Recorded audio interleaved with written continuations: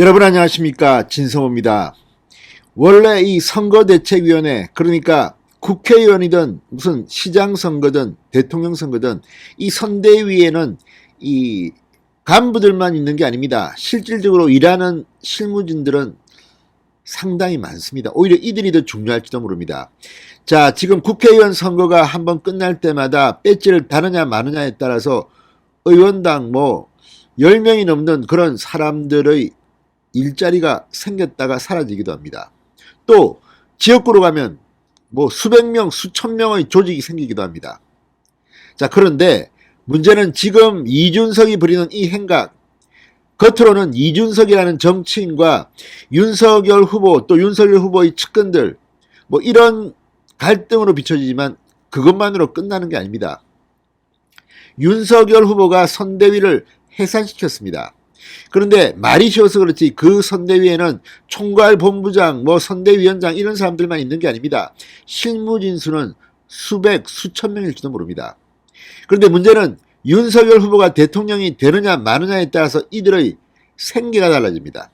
만약 윤석열 대통령이 탄생한다면 여기서 일했던 수없이 많은 국회의원 보좌진들 또 무슨 이 국민의힘의 당뇨들 또 이 캠프에 들어간 수많은 실무진들이 그 다음에 청와대에서 근무할 수도 있고 또 무슨 공기업에 들어갈 수도 있고 굉장히 많은 그런 일들이 있습니다. 그런데 만약에 윤석열이 패배한다면 이들은 정말 굉장히 생계가 힘들어집니다. 그래서 대통령 선거는 정말 전쟁입니다. 자, 이준석은 지금 윤석열 후보를 회방 놓고 있습니다. 지금 국민의힘의 많은 의원들은 그렇게 생각해서 오늘 의원총회에서 이준석 당대표 사퇴 결의안을 채택하기 위해서 토론 중입니다. 그런데 이와 별도로 지금 여의도에는 글 하나가 국민의힘을 감동시키고 있습니다. 국민의힘 보좌진이 올린 것으로 보이는 이 글은 익명 게시판입니다. 여의도 숲입니까? 아마 그 게시판에서 지금 엄청난 호응을 받고 있습니다. 왜? 윤석열 후보가 당선되느냐 마느냐에 따라서 생계가 왔다 갔다 하는 정말 그 보좌진의 육성이 그대로 담겨 있습니다. 이거를 보면 이 보좌진은 이준석보다는 나이가 더 많습니다.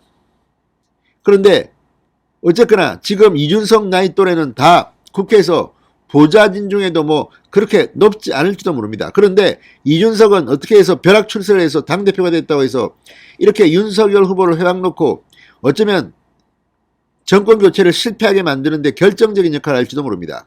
이준석 혼자는 자기 인생은 그렇게 끝날 수 있지만 그 뒤에 있는 수없이 많은 보좌진들의 생계는 어떻게 책임질 겁니까?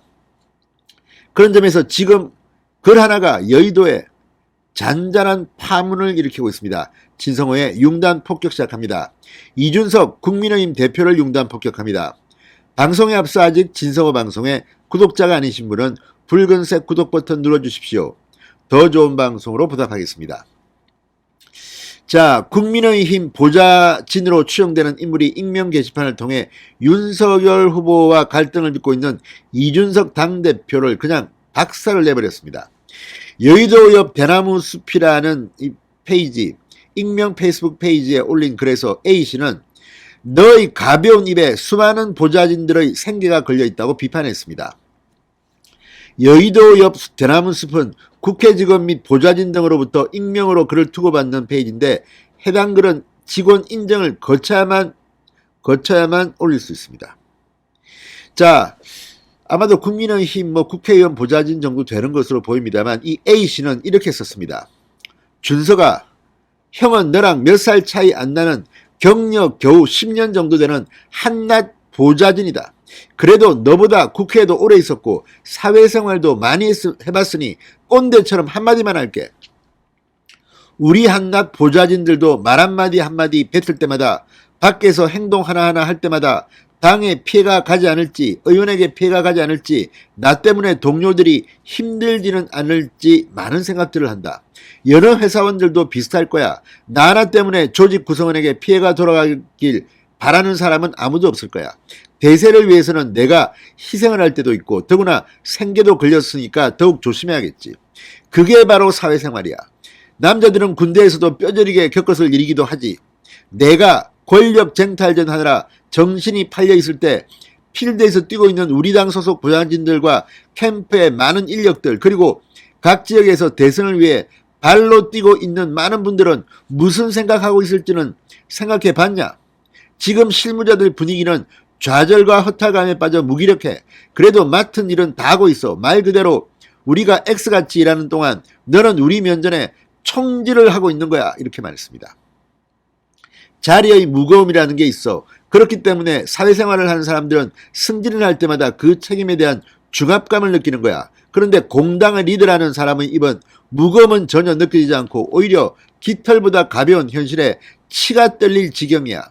보좌진들도 마찬가지야. 후보가 마음에 드는 사람도 있고 마음에 들지 않는 사람들도 있어. 민감한 자료 만지면서 내부 총질하는 사람 본 적 있나? 어떻게든 자신이 속한 조직을 위해 힘내고 있는데 넌 우리에게 무슨 짓을 하고 있는 거야?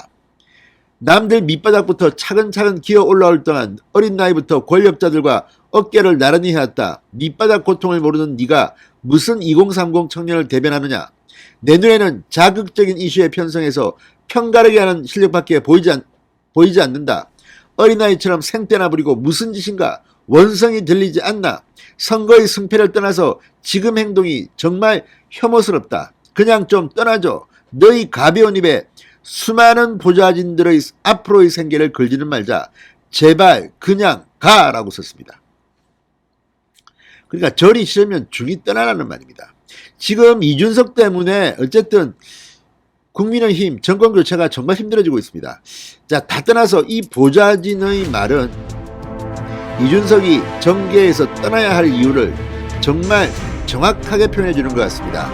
진성호의 융단 폭격이었습니다. 여러분 감사합니다.